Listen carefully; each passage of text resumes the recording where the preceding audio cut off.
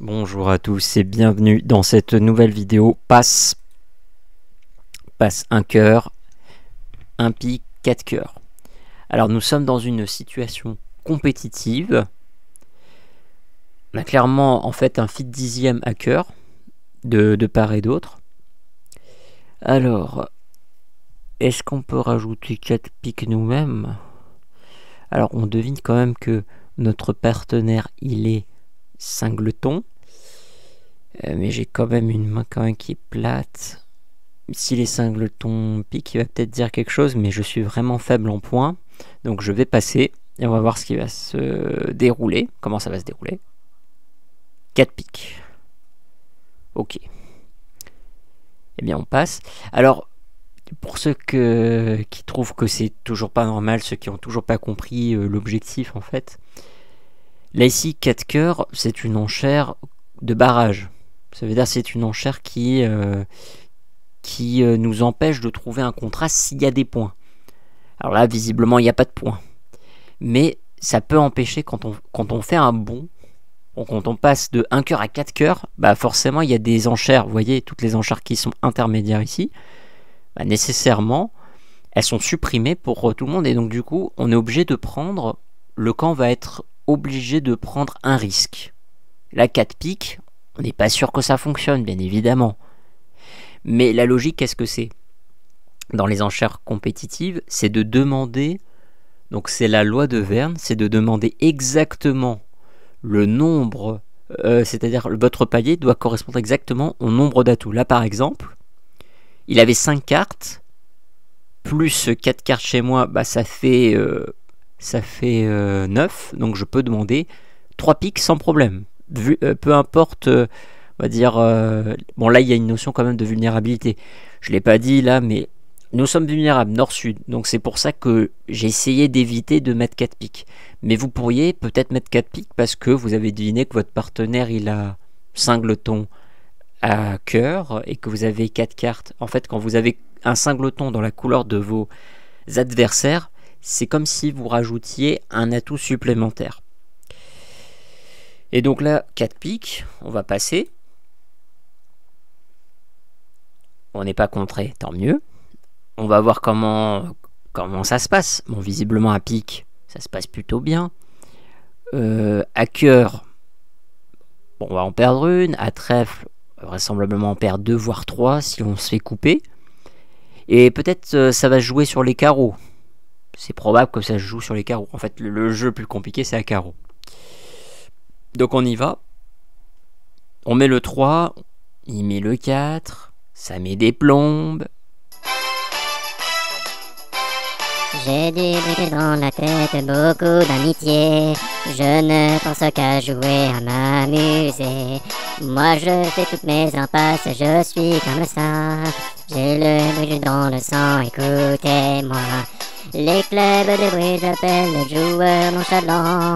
Il prend du temps pour jouer, il sera toujours le même. Il n'y a pas de honte à être joueur nonchalant. Il joue beaucoup plus lentement chaque jour. Ça met des plombes à jouer, ça met des bonnes plombes. Ça met des plombes à jouer, allez gouillez-vous. Ça met des plombes à jouer, ça met des bonnes plombes. Ça met des plombes à jouer, allez gouillez-vous. Allez, récupère ta levée. Ok, là qu'est-ce que je mets? Le 9, je couvre ce 8 magnifique. Et bah voilà, je mets le 7. L'As, ok. Ok.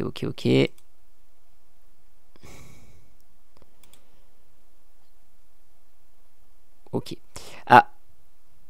Donc là, il coupe, malheureusement. Ça veut dire qu'il avait 2 cartes à trèfle. Retenez bien ça. 2 cartes à trèfle. Ok. Donc là, il rejoue cœur. Alors, il y en a qui vont se dire, mais pourquoi il rejoue cœur? Il rejoue cœur parce qu'il a envie de jouer cœur. Calmez-vous.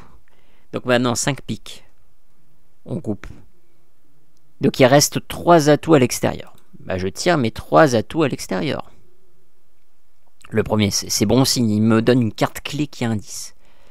Ensuite, il fait ça, ok. Eh bien, moi, je continue. je vais tirer la dernière carte. Et vous voyez, il avait déjà coupé auparavant.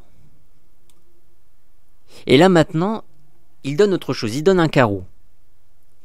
Donc pourquoi je vous mène là-dedans? Parce qu'en fait, on a compté 2 trèfles, 2 piques. Et il a 5 cartes à cœur. Donc si on fait le compte de tout ça, bah, ça veut dire qu'il a probablement un 5-4-2-2. Et vous voyez, dans le bridge, il y a aussi une composante dans laquelle on calcule tout ça. Ça veut dire on calcule les distributions. Ça, on va dire que c'est un palier dans l'évolution dans le bridge. Maintenant, bah, moi, je dois juste faire mon impasse à carreau. Et je suis content qu'il y ait un carreau qui est sorti. Maintenant, je sais qu'il en a plus ou moins... Il y en avait 4, il en a sorti une, donc il doit en avoir 3. Ok? Donc je sors ma dame. Alors je mets le 9, vous avez vu, j'ai fait bien attention tout à l'heure, j'ai mis le valet. Pourquoi? Parce que j'ai une rentrée, mais ça c'est un réflexe. Ça c'est pas un réflexe. Comme ça, j'ai toujours une remontée potentielle. 4 vers le 6. Maintenant, je vais optimiser mes chances, je vais tirer l'as. Voilà. Et ça a l'air d'être bon. Moi, je pense qu'il en a vraiment 4. Donc ça veut dire qu'il doit avoir la dame de carreau. Donc je fais mon impasse. Tranquillement. On s'en fout, on fait le valet. On va voir si ça passe. Et ouais, ça passe. Et là, je sais, ça sert à rien, mais juste pour le plaisir, voilà, on va tirer la dame de carreau, juste pour le plaisir. Et voilà, c'était juste pour le plaisir. Et on continue.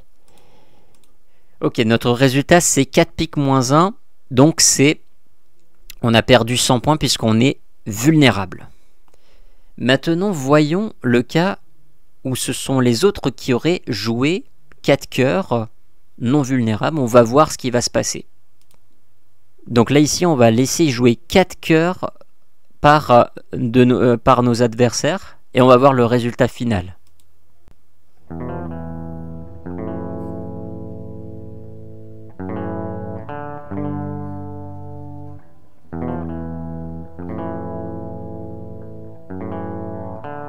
Donc comme vous le voyez ici, 4 cœurs, eh bien ça a permis, enfin ils ont réussi 4 cœurs égales, et donc ils ont gagné 420 points. Donc le 4 piques qu'on avait fait, sans le savoir, en fait c'était un contrat sacrifice. Ça veut dire, on savait plus ou moins que nous allions perdre, mais il vaut mieux perdre 100 points plutôt que 420 points, et c'est là la logique mathématique du bridge. C'est là que la logique mathématique elle rentre en place. Ça veut dire que c'est pas parce que, en fait, si vous laissez jouer vos adversaires un contrat facile, bah c'est vous qui êtes dans le tort. Donc il faut toujours se battre quand, bien sûr, nous avons les armes. Hein. Après, si vous avez un fit 8ème et que vous demandez 4 piques avec des jeux plats, c'est vraiment pas sûr que ça marche. Vous allez vous faire démonter de façon menue. Bon, j'espère que cette vidéo vous aura plu. N'hésitez pas à faire des commentaires, à vous abonner, et moi je vous dis à une prochaine fois. Salut tout le monde!